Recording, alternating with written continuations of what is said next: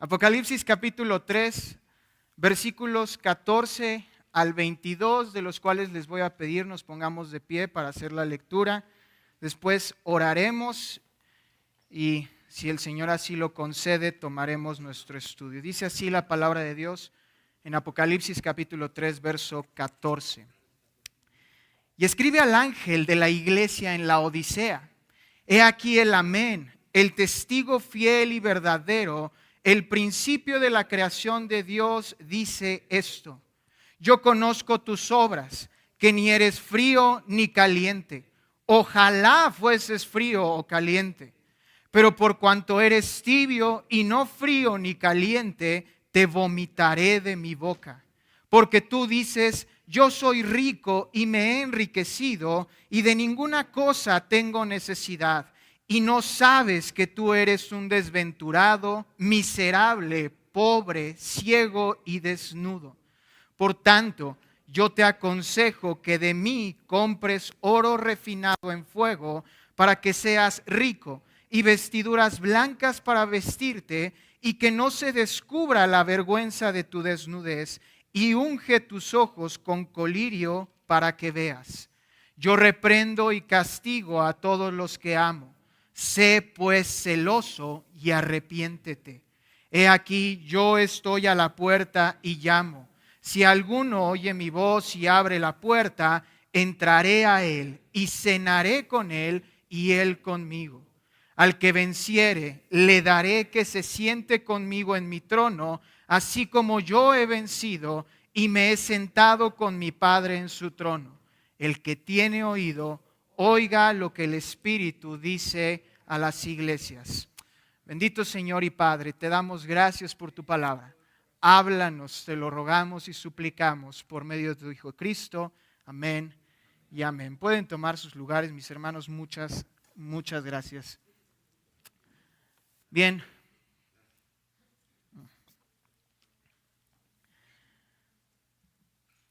Cristo, si alguno de ustedes tiene Biblia con letras en rojo, debió aparecer este pasaje con letras en rojo. Cristo está escribiendo o está hablando por medio del escritor, por medio de Juan, a las 7 iglesias de Asia Menor, las 7 iglesias que sobreviven a la persecución de este año 95 después de Cristo, 90-95, en el que se escribe el Apocalipsis. Son iglesias pilares, son iglesias que sobrevivieron bastante tiempo y se mantuvieron hasta este punto. Y de como introducción me gustaría que viéramos nuevamente el verso 14 de Apocalipsis 3. El día de hoy vamos a ver Dios es legislador y juez. Y aquí vamos a ver a quién va a emitir juicio en el verso 14 del capítulo 3 de Apocalipsis. Dice así la palabra de Dios: y escribe al ángel, esta es una instrucción que se le da a Juan, escribe al ángel de la iglesia en la Odisea. El ángel probablemente se esté refiriendo al pastor u obispo de la iglesia en la Odisea. Y la Odisea, para que nos demos una idea, es una iglesia que está no está actualmente, pero es una iglesia que está en la actual Turquía o que estaba en la actual Turquía y que era rica, extremadamente rica, conocida por 3 cosas principalmente. En primer lugar, su escuela de medicina, en especial su escuela al tratamiento de los ojos, es su riqueza comercial, su alto nivel de oro que tenía, el manejo del oro y de la plata, y la industria textil. La Odisea era conocida también por la industria textil. Ahora, estas 3 cosas que les menciono las debemos tener presentes. Eran ricos, eran buenos médicos y sabían vestir. Y nos vamos a quedar con las 3 cosas porque durante el estudio vamos a ver cómo es que Cristo las emplea para emitir su juicio. Ante esto no hay iglesia, amados hermanos, y es triste porque lo acabamos de leer. No hay iglesia que se asemeje tanto a la iglesia de la Odisea como la iglesia que hay en México el día de hoy. Y cuando yo estaba meditando en el texto para el estudio del día de hoy acerca de la legislación y el juicio de Dios, no lo puedo ocultar. Mis hermanos, sabía que yo quería tomar el texto del juicio final, pero este juicio era contra los incrédulos y es muy fácil decir: Sí, el Señor va a juzgar a aquellos que no creen, porque entonces yo ya me salvé, yo ya no tengo nada que perder. Pero fíjense nuevamente cómo comienza el verso 14. Vamos a estudiar 3 elementos del juicio de Dios que nos deben llevar al arrepentimiento. Comienza el texto en el verso 14. Escribe al ángel ¿de qué perdón? ¿De los inconversos en la Odisea? De la iglesia. Este es un mensaje para la iglesia, para los que veníamos todos los domingos a cantar a la iglesia de la Odisea. Y entonces se presenta el juez. Este es el primer elemento de todo juicio. Llega Cristo y se presenta y dice aquí en la palabra de Dios, versículo 14, he aquí el amén, el testigo fiel y verdadero, el principio de la creación de Dios. Cristo es descrito aquí como el juez, aquel que está a punto de exhortar y amonestar a la iglesia de la Odisea. Y su descripción, amados hermanos, es muy corta comparada a lo que vemos al principio del libro del Apocalipsis.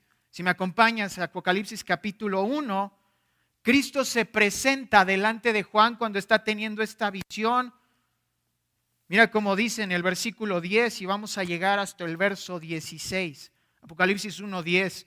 Este es Cristo, este es el amén que se presenta en el capítulo 3, ahora en el capítulo 1, verso 10. Dice así la palabra de Dios.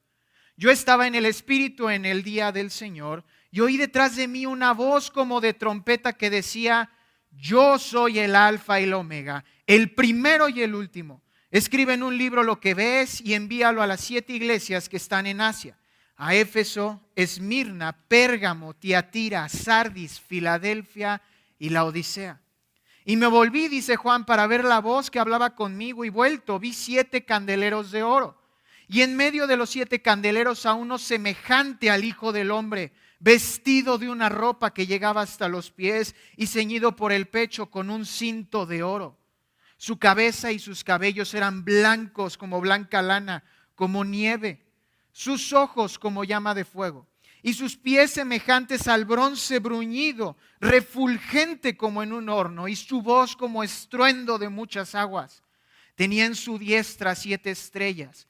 De su boca salía una espada aguda de 2 filos, y su rostro era como el sol cuando resplandece en su fuerza. Entonces, nada que ver si nosotros nos quedamos con la imagen del verso 14, donde dice aquí el amén. Es este el que está hablando. Aquel que resplandecía y resplandece como el sol está a punto de emitir el juicio y se hace llamar el amén. Ahora, esta es la única vez, nota esto, la única vez en toda la Escritura en que la palabra amén es aplicada a una persona. Todo el tiempo vemos que se dice la gracia esté con vosotros, amén. Finalmente este texto significa sea verdad, sea cierto. Pero cuando Cristo se lo aplica a sí mismo y dice yo soy el amén, está diciendo justo lo que dice inmediatamente después en el verso 14. Yo soy el fiel y el verdadero. Cristo se presenta como este juez fiel y verdadero porque Él lo es. Y se presenta como el principio de la creación de Dios. No como que Él fuese un ser creado, sino que de Él es creada toda la creación. Él es la fuente de donde sale la creación. Es en su poder que ha sido creado el universo. Ya que se presenta el Señor, inmediatamente después comienza el juicio en el verso 15.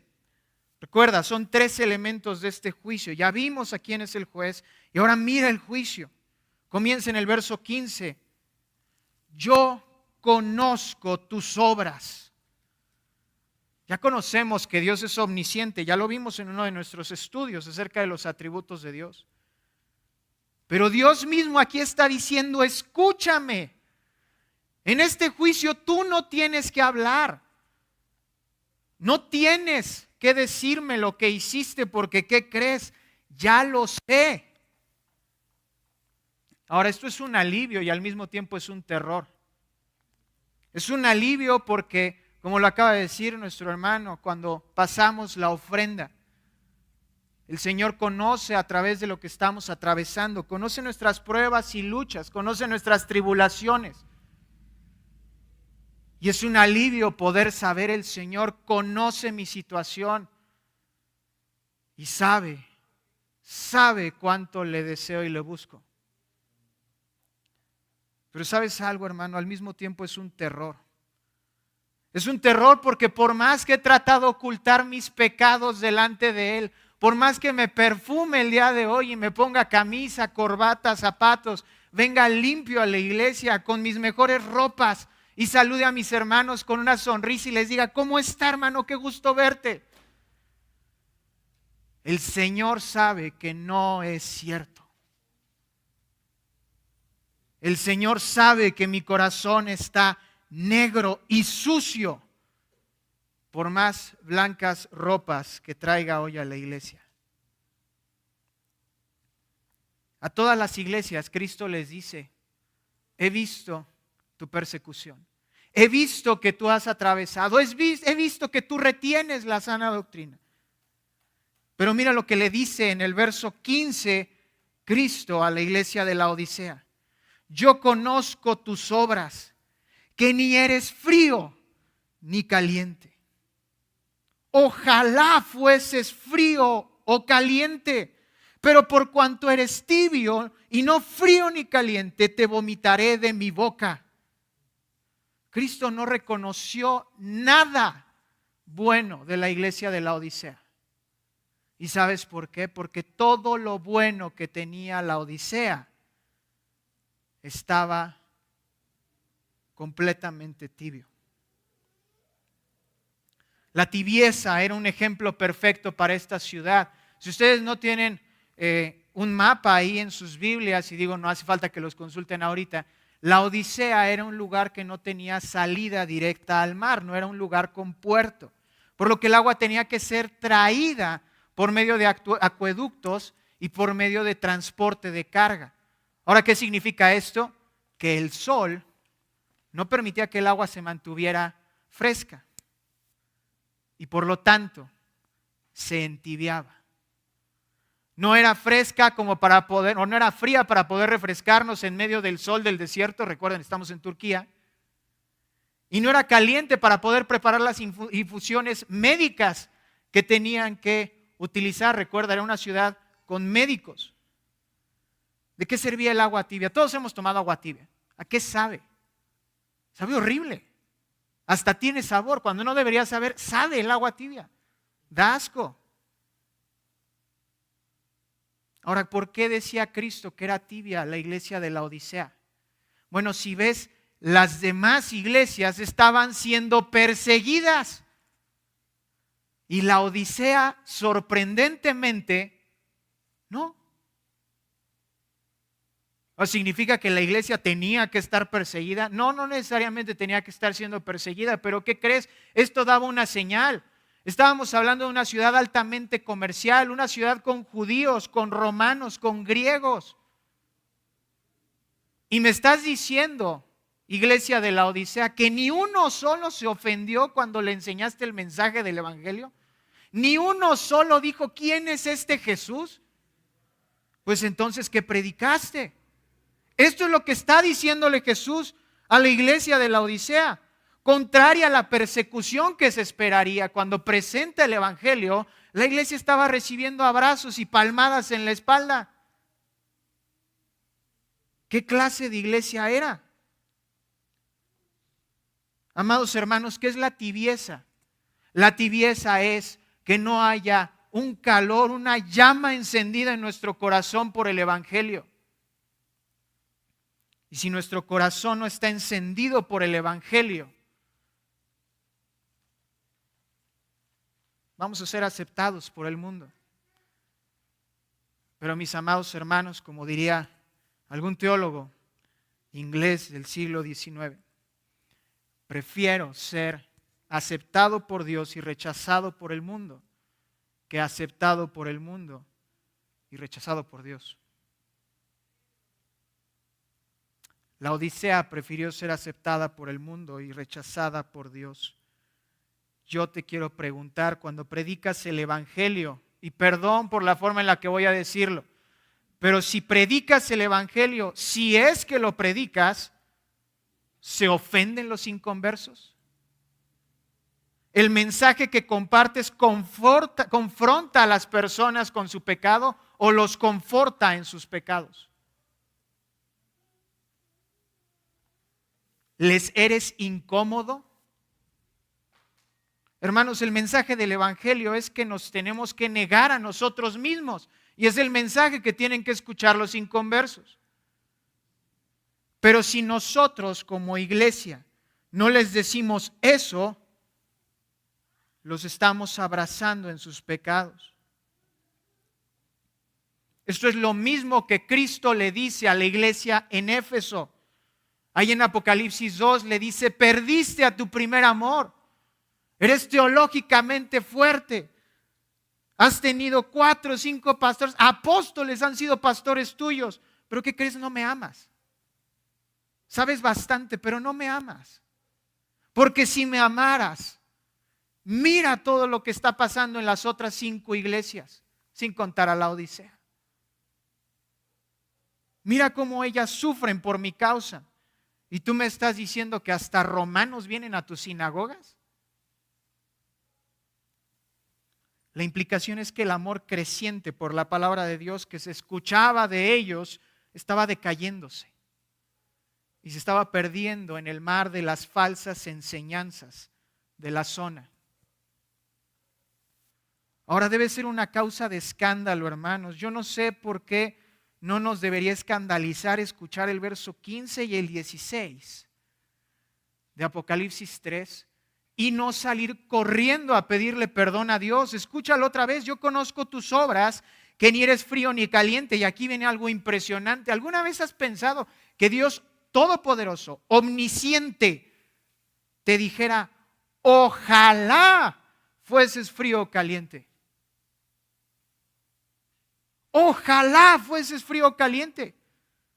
Aún prefiero, pareciera que está diciendo el texto, aún prefiero que fueses frío o que fueses caliente y no tibio. ¿Por qué? Por lo que dice el verso 16. Por cuanto eres tibio y no frío ni caliente, te vomitaré de mi boca.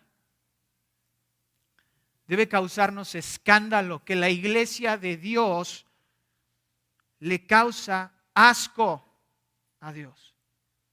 No puede caber en la mente del cristiano esto, pero sucede. No hay otra imagen en todo el Nuevo Testamento donde el Señor muestre un asco al punto del vómito como lo hace en este texto.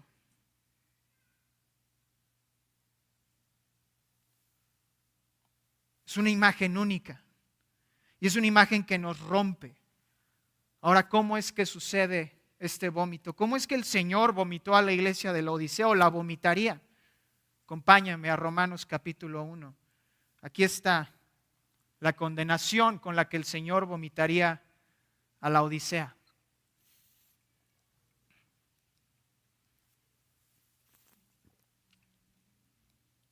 ¿Cómo es que el Señor nos vomita de su boca? Sencillamente, dejándonos a la deriva. Romanos capítulo 1, versículo 18, versículo 18. Y la lectura se extiende hasta el 32. Acompáñame con tu vista. Romanos capítulo 1, verso 18.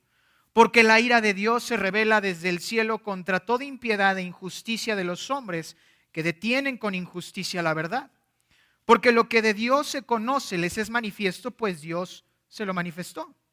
Porque las cosas invisibles de Él, su eterno poder y deidad, se hacen claramente visibles desde la creación del mundo, siendo entendidas por medio de las cosas hechas, de modo que no tienen excusa. Pues habiendo conocido a Dios, no le glorificaron como a Dios, ni le dieron gracias, sino que se envanecieron en sus razonamientos,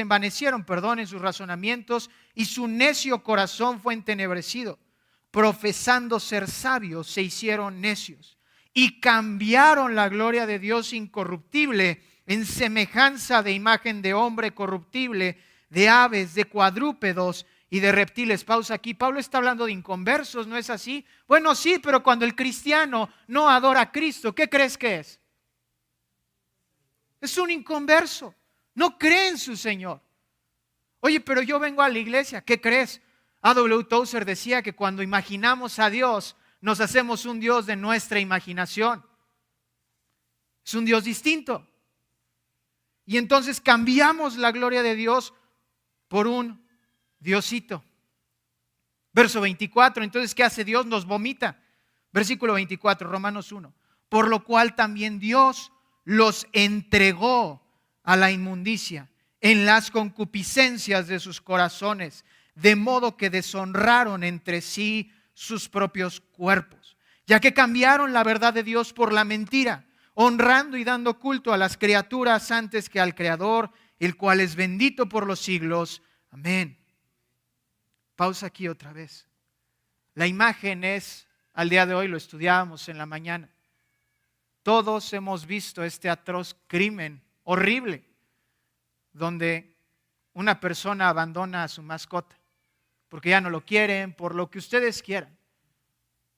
Pero van y dejan a un perrito, a un gato, a algún animal, a su mascota, y toman su automóvil, su moto, en lo que se lo hayan llevado, y se van, y dejan al animal abandonado. Amados, esa es la imagen.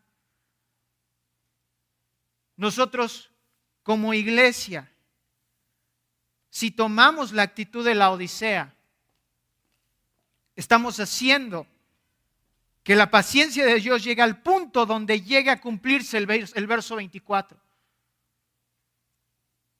Y como animales, Él nos deje y nos dé la espalda.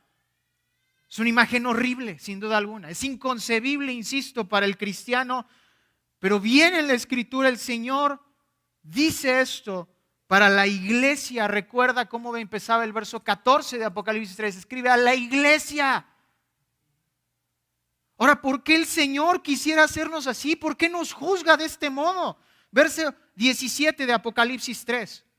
Apocalipsis 3, 17. Porque tú dices, yo soy rico y me he enriquecido, y de ninguna cosa tengo necesidad, y no sabes que tú eres un desventurado, miserable, pobre, ciego y desnudo. ¿Cuál era el pecado de la Odisea? Creer que no necesitaban de Dios. Ya tenían todas las cosas. No tienes necesidad de nada, dice el pasaje. Ahora, la ironía está en eso mismo. La ciudad de banqueros y comerciantes. Cristo dice, ¿no sabes que tú eres pobre? La ciudad que tenía alta medicina para tratar los ojos, Cristo le dice, ¿no sabes que tú eres ciego?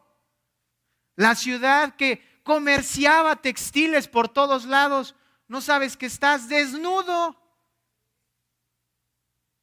Claro que entonces la palabra que viene aquí en nuestra Reina Valera en el verso 17 es válida. Miserable.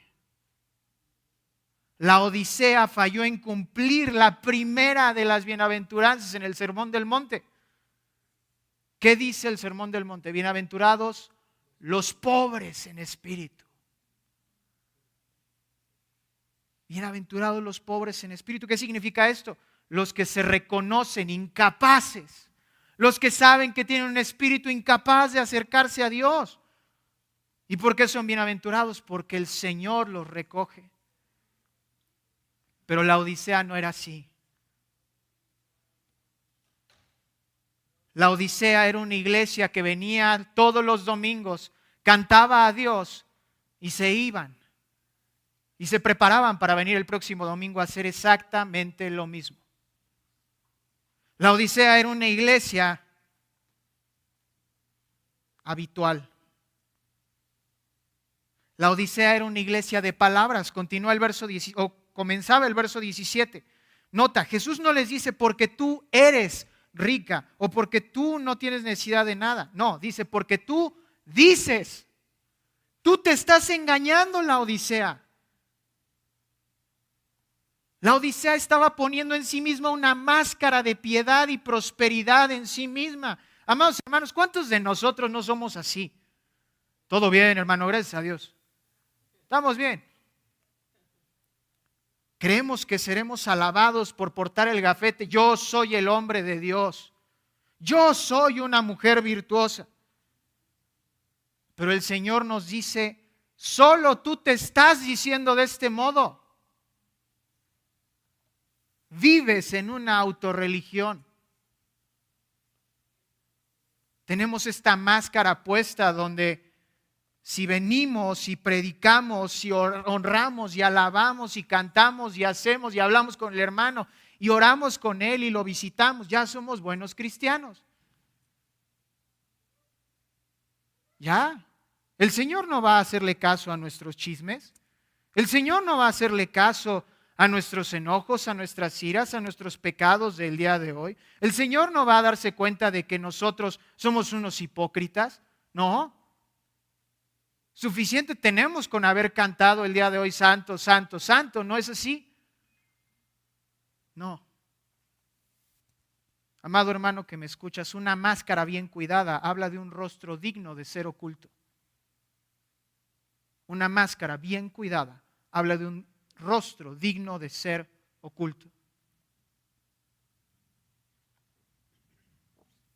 El Señor juzga a su iglesia y le dice, tú dices que eres rica, pero no es cierto. Las consecuencias de una mentalidad así es el total autoengaño, porque aunque la Odisea se consideraba sin necesidad de nada, el justo juicio de Dios los declara como miserables, desventurados. Otra traducción dice dignos de lástima. Antes de ser ricos, tenían necesidad. Antes de poner sus ojos en Cristo, andaban ciegos. Antes de vestirse en la justicia del Señor, andaban desnudos. Amados, y cuando tú y yo tenemos a Cristo como nuestro consejero, como nuestro servidor, nuestra excusa dominical en lugar de nuestro Rey, tenemos la misma actitud. Cuando el Señor se vuelve tu servidor, escucha eso. Cuando el Señor se vuelve tu servidor, aquel que está para ti todo el tiempo, 24/7, yo puedo ir a Él y Él me va a atender. ¿Qué clase de palabras son esas? Sí, el Señor está para nosotros, sin duda alguna, pero tener la mentalidad de que el Señor está para servirme a mí, ¿qué es eso? ¿Qué es eso? La Odisea estaba cayendo en esto y por eso lo menciono, hermanos. Dios es legislador y juez también de su iglesia. Y te lo digo hoy, iglesia local, necesitamos escuchar la reprensión de Dios, necesitamos ser exhortados, porque si no, el Señor va a cumplir su palabra en nosotros, sea las promesas que Dios nos ha dado, o sea el juicio que Él va a emitir sobre nosotros.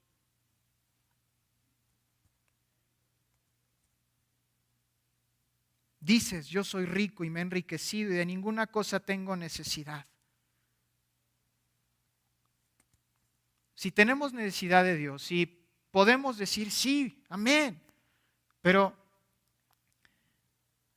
¿recuerdan cuál es la promesa que el Señor le dio a la iglesia a principios de año? Al menos recordamos en qué libro de la Biblia está. ¿Hemos leído ese libro en este año? No en tu plan de Biblia anual. Es muy divertido y fácil leerlo en el plan de Biblia anual. Te has detenido en estos 8 meses. Son 240 días. Uno de esos días lo has dedicado a leer al menos un capítulo del libro donde está la promesa que Dios le dio a la iglesia a principios de este año. ¿O no tienes necesidad de nada? ¿O no tienes necesidad de nada? Cristo dice entonces, versículo 18, Apocalipsis 3:18, por tanto, yo te aconsejo que de mí compres oro refinado en fuego para que seas rico, y vestiduras blancas para vestirte, y que no se descubra la vergüenza de tu desnudez. Y unge tus ojos con colirio para que veas. El juez y abogado da ahora consejo. Ofrece que uno puede escapar del juicio que estaba emitiendo para vomitarlos de su boca. En medio del aterrorizante futuro de la causa del vómito divino, Él mismo nos da una vía de escape. Ahora, ¿por qué lo digo de este modo? Bueno, recordemos que estamos en Apocalipsis. Y la clave de este versículo no se halla en te aconsejo y tampoco en lo que tiene que comprar, sino de quién. Te aconsejo que compres de mí.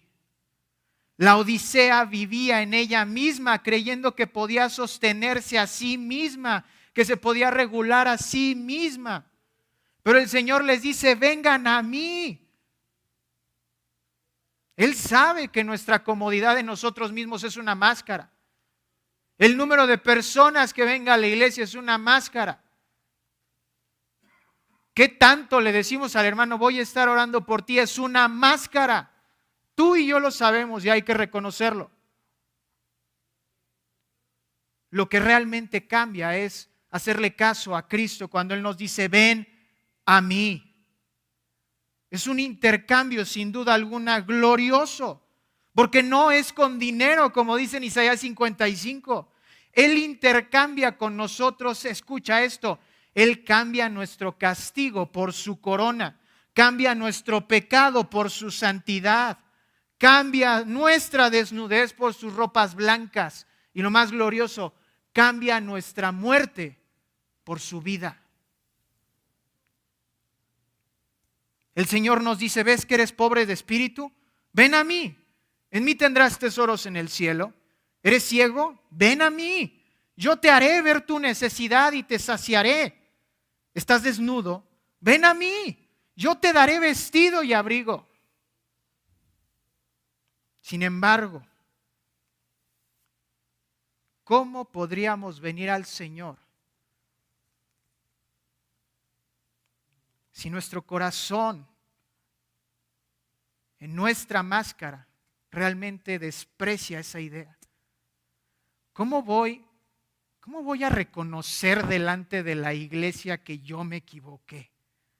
¿Cómo voy a reconocer delante de todos que yo no soy el hombre de Dios que todos imaginan que yo puedo llegar a ser? ¿Cómo voy a reconocer que yo inicié el chisme? ¿Cómo voy a reconocer que yo me peleé? ¿Cómo voy a reconocer todo este tipo? Por supuesto que no. Pero entonces el Señor dice, versículo 19, Apocalipsis 3:19, yo reprendo y castigo a todos los que amo. Sé pues celoso y arrepiéntete. El Señor ahora menciona la razón por la que da este mensaje. Y después de todo este juicio que debió causarnos terror a nuestro corazón, ahora hay esperanza. Escucha esto, yo reprendo y castigo a todos los que amo. Santo Señor, mi corazón descansa por fin.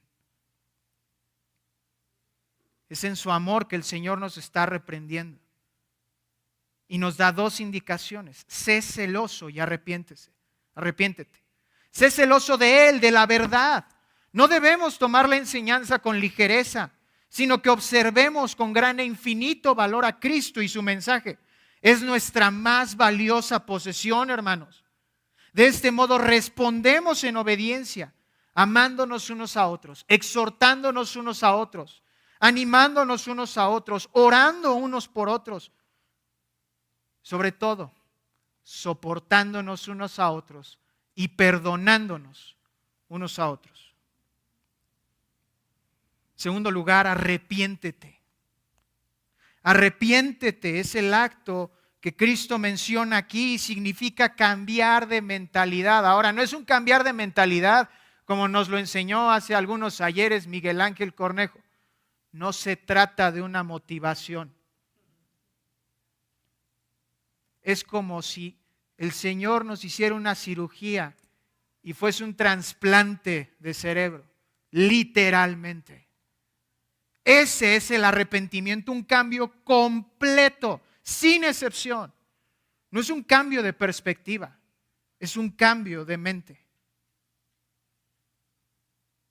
Ahora, amados hermanos, el arrepentimiento viene del Espíritu Santo. Tú y yo lo sabemos. Se produce en el corazón y se refleja en nuestras obras.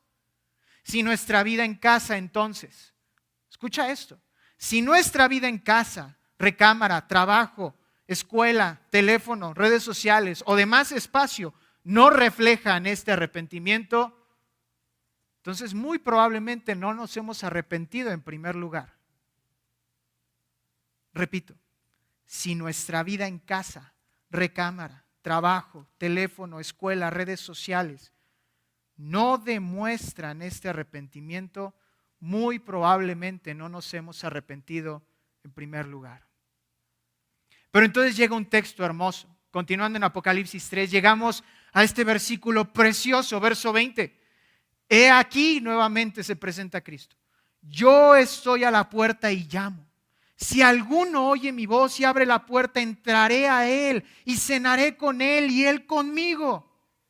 Qué hermoso pasaje. Nuestro Señor Jesús es un caballero que toca la puerta de nuestro corazón y nos pide entrar. Y si nosotros con amor abrimos la puerta de nuestro corazón, Él cena con nosotros y nosotros con Él. No, el texto no dice eso. El Señor no está diciendo, yo les estoy pidiendo permiso para entrar. Por supuesto que no. El texto, mira lo que dice Apocalipsis 3, verso 11. Un poquito antes, cuando Cristo le habla a Filadelfia. He aquí, yo vengo pronto. La imagen es exactamente la misma en el verso 20. He aquí, yo estoy a la puerta. Estoy a punto de llegar la Odisea. Estoy a punto de tocar a la puerta. ¿Y qué crees? Yo llamo. No porque vengo a pedirte permiso para entrar. Es mi iglesia. Yo soy el maestro. Yo soy el dueño de la iglesia, dice Cristo. Mi llamado no es para pedir permiso a mi propia casa. Mi llamado es para decirles, me tienen que dejar entrar. Así que si alguno oye mi voz, dice, esto no está apelando al corazón del creyente, sino apelando a aquel que está velando. ¿Recuerdas lo que Cristo le dijo a sus discípulos en Mateo 24 y 25? Velen, estén velando, porque yo llegaré a la hora que ustedes no lo piensan. Es lo que está diciendo Cristo. Estén alerta para cuando yo llegue, porque voy a tocar a la puerta y el que abra cenará conmigo y yo con él. El que esté atento, el que esté presente siempre. ¿Quieres que tu Señor entre y cene contigo y tú con él? Iglesia, vela. Vela porque está pronta su venida. Ven a Cristo y vela por su llegada. Y de paso, deja ya el pecado de una buena vez. Porque el Señor no va a recibir a una iglesia sucia. El Señor no va a recibir una iglesia sucia. Estoy a la puerta y llamo, dice. Hay un segundo comentario que se hace sobre este pasaje del autor Joel Vicky.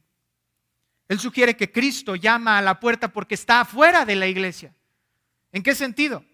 La Odisea sacó a Cristo de la iglesia de la Odisea. Y entonces Jesús está llamando, déjame entrar, es mi iglesia, yo tengo que estar al centro de esta iglesia. Y aquí yo hago la pregunta, hermanos. ¿Está Cristo en el centro de la iglesia cristiana Renovación? Pregunta seria.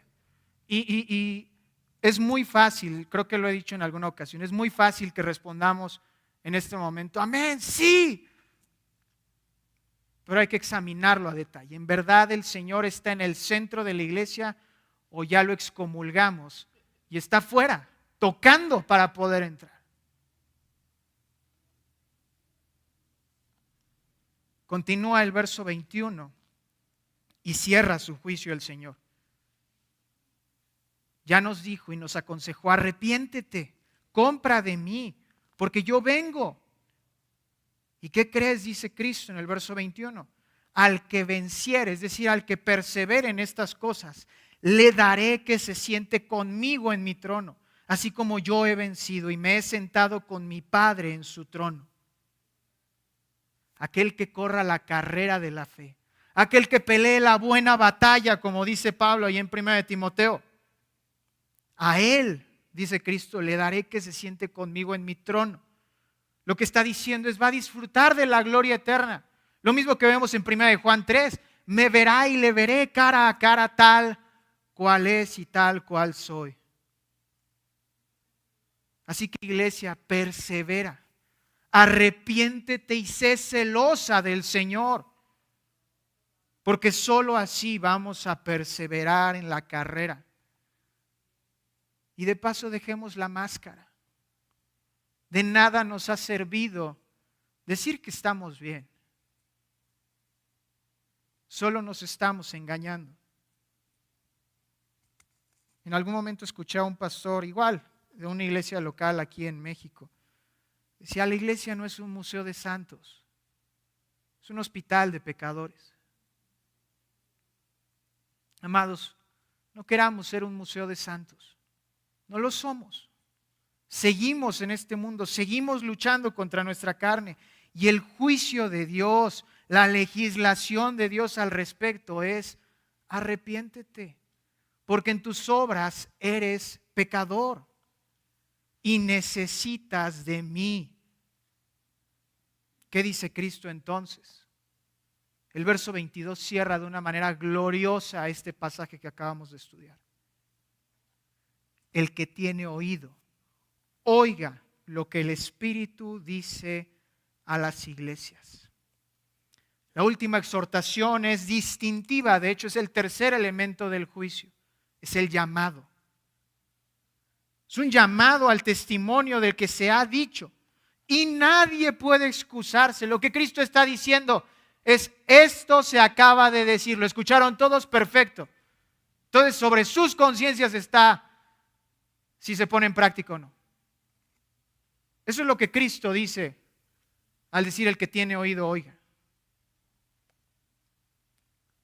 Un ejemplo perfecto es cuando ustedes y yo yo como hijo, ¿verdad? Pero ustedes como padres le dicen a sus hijos, ¿me escuchaste?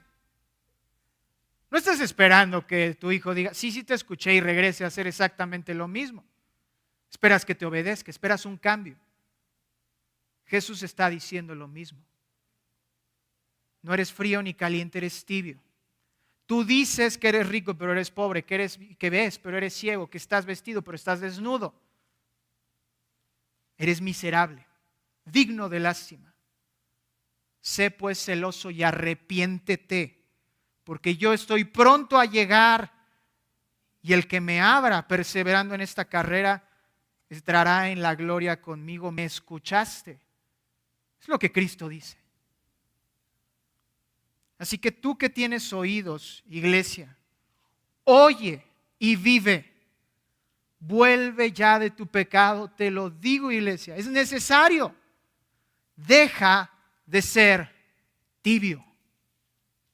Deja de ser tibio. El Señor juzga. Nadie puede negarlo. Es su creación. El Señor juzga y juzga a su iglesia con mayor razón, porque no solamente es su creación, es la novia, la futura esposa de nuestro Señor Jesucristo. Y el Señor la juzga para purificarla. La pregunta es, tú que me escuchas el día de hoy, hermano, ¿vas a aceptar el juicio de nuestro Señor? ¿O estaremos pacientes esperando las consecuencias de no haber escuchado? Oramos para terminar.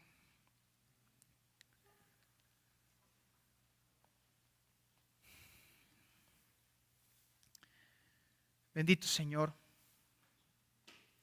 nos presentamos delante de ti sin máscaras. Tu iglesia no es perfecta, Señor. está gobernada y educada por hombres que nos equivocamos, que perdemos la paciencia, que andamos en chismes, que robamos y engañamos, que lastimamos y herimos. Aún, Señor, tu palabra dice que aquel que odia es un asesino en su corazón. En este sentido, somos un grupo, Señor, de asesinos que no podemos mantener máscaras en nosotros mismos. Hemos de pedirte perdón porque tú, Señor, nos has dicho varias veces en este mismo púlpito por medio de tu misma palabra que debemos arrepentirnos, y hasta el día de hoy hemos perseverado en nuestros errores antes que en ti. Padre, esto refleja tibieza. Y es aterrorizante pensar, Señor, que tú sientes asco por nosotros que somos tibios. No es concebible nuevamente, Señor, que podamos pensar algo así. ¿Cómo es que el Señor, tú, Padre, que tanto hemos leído que nos amas, ahora estamos a la espera de la espalda divina y el abandono? No es posible, Señor. Pero es lo que merecemos al estar en nuestros pecados. Pero aún hemos recibido un rayo de esperanza al escuchar el consejo más glorioso y la escapatoria más brillante de todas. Arrepiéntete. Señor, de manera individual, y espero que mis hermanos conmigo de manera colectiva, me arrepiento, Señor. En mis pecados, en mi error, me arrepiento. Porque no merezco la gloria divina. Y aún así estoy hablando contigo, Señor. Y como iglesia hablamos contigo. ¿Qué otra respuesta podemos tener sino perdónanos, Señor? Y aceptamos sin duda alguna el consejo y venimos a ti, Señor. Por favor, toma nuestro pecado y danos tus vestidos blancos. Por favor, toma nuestra muerte y danos tu vida. Quita nuestra ceguera, Señor, y danos tu vista, Señor. Quítanos nuestra pobreza de espíritu y llénanos con tu Espíritu Santo. Tú estás pronto a venir, Señor. No sabemos cuándo y anhelamos el día que sea con tanta prontitud, Señor. Pero apresura nuestros corazones a velar. Porque si, Señor, hacemos de esto un hábito y venimos cada domingo nada más esperando a que terminen estas 2 horas para irnos, entonces no estamos velando, Señor. Prepara nuestros corazones para estar expectando tu venida, no un domingo a las 11 de la mañana, sino en el momento en que tú así lo desees. Queremos perseverar y vencer. Triunfar en la buena batalla de la fe, correr la carrera hasta el final, alcanzar la meta, tomar, Señor, y echar mano de la vida eterna. Pero eso solo lo haremos si escuchamos y con nuestros oídos oímos lo que tu Espíritu le dice a la iglesia de la Odisea y el día de hoy a tu iglesia, Señor, a la Iglesia Cristiana Renovación. Perdónanos, Padre. Cambia nuestro corazón. Permítenos ser iglesia unos con otros, amándonos, perdonándonos, soportándonos, animándonos, exhortándonos y orando unos por otros. En Cristo Jesús oramos. Amén.